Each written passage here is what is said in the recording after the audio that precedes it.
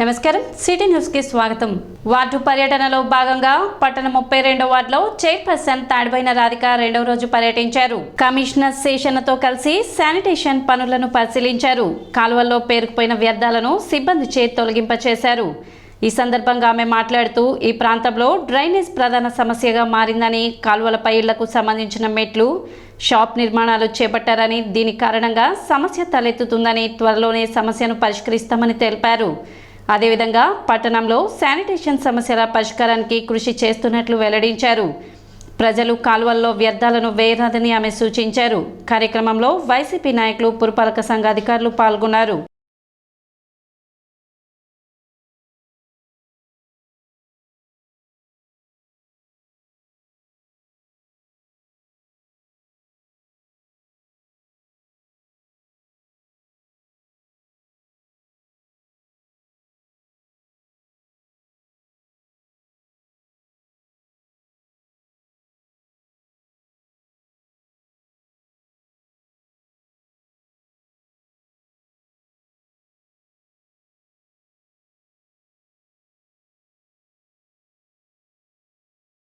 రెండో వార్డు రెండో రోజు పర్యటిస్తాను జరుగుతుంది.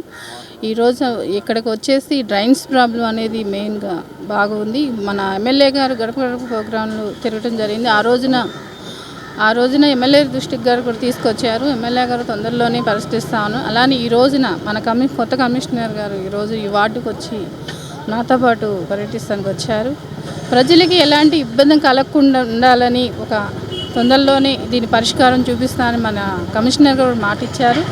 తొందరలో ఈ రైల్వే ట్రాక్ నుంచి పైప్ ఉంటానా, అది స్కిల్ట్తో ఓడిపోతానా, ఈ వాటర్ డ్రైన్స్ సమస్య అనేది వాటిలో ఎక్కువగా ఉంది కాబట్టి తొందరలోనే పరిష్కరిస్తామని చెప్పాము. అలానే ప్రజలందరికీ చెప్పేది ఏంటంటే, ఈ కాలువలో వ్యర్థాలు అనేది కవర్లు కానివ్వండి, బాటిల్స్ కానివ్వండి, ఇలా సీసాలు ఇలాంటివి వేయటానికి కూడా సగం పూడిక అనేది లేకుండా పోతుంది. అలా వేయకుండా ప్రజలు చుట్టుపక్కల ప్రదేశాలని పరిశుభ్రంగా ఉంచు. చైర్పర్సన్ గారు నేను కలిసి మా స్టాఫ్ తోటి వార్డులు విజిట్స్ చేయడం జరిగింది. 9th డివిజన్ శానిటేషన్ సంబంధించినటువంటి వార్డ్స్ ఏవైతే ఉన్నాయో అనుకోకుండా సర్ప్రైజింగ్ విజిట్కి వచ్చాం. సర్ప్రైజింగ్ విజిట్ ఏంటంటే, టౌన్ రియాలిటీస్ మాకు తెలవాలంటే కనుక సర్ప్రైజింగ్గా వస్తే కనుక ఉంటాయి. సో అందులో భాగంగా కొన్ని విషయాలు ప్రధానంగా శానిటేషన్కి సంబంధించినటువంటి అంశాలు గమనిస్తున్నాం. ఈ ఊర్లో డ్రైన్స్ చక్కగా కన్స్ట్రక్ట్ అయినాయి. అయితే ఫ్రీ ఫ్లో అనేటువంటి విషయంలో కొంత డిస్టర్బెన్స్ ఉన్నట్లు కనపడుతుంది. ఇందాక వెళ్ళినటువంటి వార్డులో 32nd వార్డులో సంధ్యారాణి గారు వార్డు మెంబరు వారిలో గమనించాం. కొంత డ్రైనేజీ సిల్ట్ పేరుకున్నది, సిల్ట్ తీస్తున్నారు. సో ప్రజలకు మంచిగా సివిక్ కమ్యూనిటీస్ అందించాలనేదే చైర్పర్సన్ గారు మాకు లక్ష్యం. ఈ దిశగా ప్రజలందరికీ కూడా చక్కటి సౌకర్యాలు అందించేటువంటి విషయంలో ఓటర్ జాబితాలో మార్పులు చేర్పులు నిరంతర ప్రక్రియగా కొనసాగుతుందని సబ్ కలెక్టర్ ప్రకాష్ జైన్ వెల్లడించారు. ఓటర్ జాబితాలో ఓటర్ యొక్క పేరు లేకపోయినా ఎటువంటి మార్పులు చేర్పులు ఉన్నా ఫోరెన్సిక్స్ ద్వారా BLOను సంప్రదించాలని సూచించారు. డిలీషన్, కరెక్షన్ నిరంతరం ఉంటుందని తెలిపారు. మన ఫైనల్ రూల్ పబ్లిష్ చేసిన తర్వాత ఎప్పుడు కూడా కంటిన్యూస్ అప్డేషన్ కింద మేము ఫామ్ 6, ఫామ్ 7, ఫామ్ 8 ఎక్సెప్ట్ చేస్తున్నాము. అంటే మీ పేరు ఎప్పుడు ఎలక్టోరల్ రేల్లో లేదంటే ఎప్పుడు కూడా మీ BLOకి కాంటాక్ట్ చేయండి. మీ పేరు ఆయన ఎలక్టోరల్ రోల్లో పెట్టేస్తారు ఫామ్ 6 ద్వారా. ఎలక్టోరల్ రోల్లో ఇష్యూ ఉంటే ఫామ్ 8 మీ BLOకి మళ్ళీ ఇన్ఫార్మ్ చేయండి. ఆయన ఫామ్ 8 రేస్ చేస్తారు and we will correct all the incorrect entries. So అదే కూడా ఆప్షన్ ఇప్పుడు ఉంది. డిలీషన్, కరెక్షన్, ఇన్క్లూజన్ కోసం ఎప్పుడు కూడా ఆప్షన్స్ ఉంది. ఎప్పుడు కూడా మళ్ళీ రివిజన్ జరుగుతుంది ఎలక్టోరల్ రోల్ సంబంధించి. ఆంధ్రప్రదేశ్ భూ హక్కుల యాజమాన్య చట్టం రద్దుకై న్యాయవాదులు చేస్తున్న దీక్షలు కొనసాగుతున్నాయి. 27/23 జీవోను రద్దు చేయాలని కోరారు. ఆ చట్టాన్ని కోర్టు పరిధిలో నుండి రెవెన్యూ పరిధిలోకి తీసుకువెళ్లి యాజమాన్యానికి హక్కు లేకుండా వారి ఇష్టమైన వారికి దారాదత్తం చేస్తూ తీసుకువచ్చిన జీవో రద్దు చేయాలని డిమాండ్ చేశారు. కార్యక్రమంలో పలువురు న్యాయవాదులు పాల్గొన్నారు.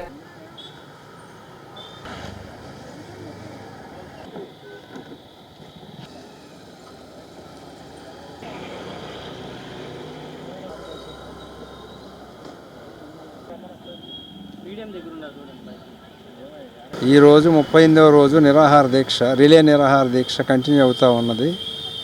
ఈ నిరాహార దీక్షలు న్యాయవాదులు, ఈ కక్షిదారులు ఎవరేం చేసినా గవర్నమెంట్ నుంచి ఏ విధమైన ఉలుకు పలుకు లేదు. గవర్నమెంట్ తన పని చేసుకుంటూ పోతున్నది. ఈ మ్యాటరు కోర్టులో పెండింగ్లో ఉన్నది. మరి దానికోసం ఆర్డర్స్ కోసం వెయిట్ చేస్తూ ఈ న్యాయవాదులు తమ నిరసన తెలియజేస్తున్నారు. ఈ ల్యాండ్ టైటిలింగ్ యాక్ట్ గురించి, ఈ భూ వివాద చట్టాన్ని గురించి మేము 38 రోజులుగా నిరసన కార్యక్రమాలు జరుపుతున్నాం. మరి ఈ చట్టం వచ్చినందువల్ల నష్టం ఏంటంటే ఉన్న వాళ్ళకి, రాజకీయ నాయకులకి, తర్వాత ఎంఆర్ఓతో పలుకుపడుతూ ఉన్న వాళ్ళకి ఉపయోగపడుతుంది. కానీ సామాన్య మానవులకి తీరని నష్టం. అది కక్షిదారులు కూడా గుర్తెరిగి ఈ స్ట్రైక్కి వాళ్ళు కూడా దోహదపడి అందరూ కలిసి ఒక ఉద్యమం లాగా తెచ్చి ఈ చట్టాన్ని రద్దుపరచాలి. అంతవరకు ఈ ఉద్యమం ఆగదు. ఇది మేము మా కోసంగా చేసేది, ప్రజల కోసం. ప్రజలకు కూడా దీని గురించి అవగాహన కల్పిస్తున్నాము. కాబట్టి చిన్న చిన్న రైతులందరూ చాలా నష్టపోతారు ఇది కనుక అమల్లోకి వస్తే. అది గుర్తెరగండి కక్షిదారులందరూ. కాబట్టి ఈ చట్టాన్ని రద్దు చేసే వరకు మీరు కూడా మాతో సహకరించి మరి ఆ చట్టం రద్దు అయ్యే వరకు పోరాడదామని, కోర్టులో కూడా దీని గురించి పిటిషన్స్ పెండింగ్లో ఉన్నాయి. వాటిలో స్టే వచ్చే వరకు కూడా మనం పోరాడాలి. తెనాలి తహసీల్దార్గా శ్రీనివాసరెడ్డి పదవి బాధ్యతలు చేపట్టారు. ఈ సందర్భంగా కార్యాలయ సిబ్బంది ఆయనకు శాలువా, పూలమాలలతో స్వాగతం పలికారు. సాధారణ ఎన్నికలలో భాగంగా ఉదయగిరి నుండి తెనాలికి బదిలీపై వచ్చారు. రానున్న ఎన్నికలను తెనాలి మండలంలో ప్రశాంతంగా జరిగేందుకు ప్రజలందరూ సహకరించాలని ఆయన కోరారు. నా పేరు ఎస్ శ్రీనివాసరెడ్డి. నేను నెల్లూరు డిస్టిక్ ఉదయగిరి నుంచి తహసీల్దార్గా వచ్చాను. ఇక్కడికి ఎలక్షన్ పర్పస్ మీద ట్రాన్స్ఫర్స్లో భాగంగా తెనాలిలో ఈరోజు ఛార్జ్ తీసుకోవడం జరిగింది. ఈ నెల 8వ తేదీ తెనాలి నియోజకవర్గం కొలకలూరు గ్రామంలో కాంగ్రెస్ పార్టీ ఆధ్వర్యంలో రచ్చబండ కార్యక్రమాన్ని నిర్వహిస్తున్నట్లు డాక్టర్ చందు సాంబశివుడు తెలిపారు. సోమవారం మారిస్పేటలోని కాంగ్రెస్ పార్టీ కార్యాలయంలో ఏర్పాటు చేసిన విలేకరుల సమావేశంలో ఆయన వివరాలు వెల్లడించారు.